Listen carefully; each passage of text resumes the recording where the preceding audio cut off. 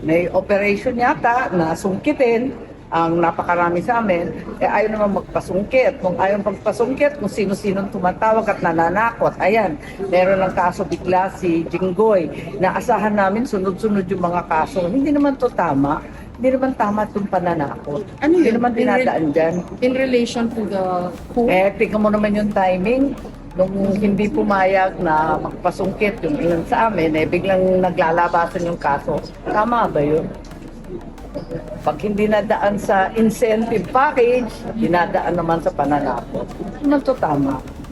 Hayaan natin ang batas at lahat ng mga patakaran.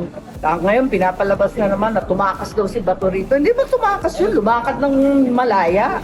Paano? May 72 hours. Wala namang PRO yung Korte Suprema. Wala namang warrant. Ba't hindi na lang nila sundan ang proseso ng ating batas?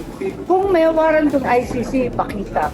Yung ICC warrant padala sa Interpol. Yung Interpol, tatawagan yung kanilang counterpart dito sa Pilipinas, yung PCTC, pupunta sa korte na local court, kukuha ng local warrant pa Pilipino. Ayun, ba't hindi nila sundan? Kesa napakagulo nito, tapos may siege of Senate pa. Ano bang klase? Nakakahiya tayo.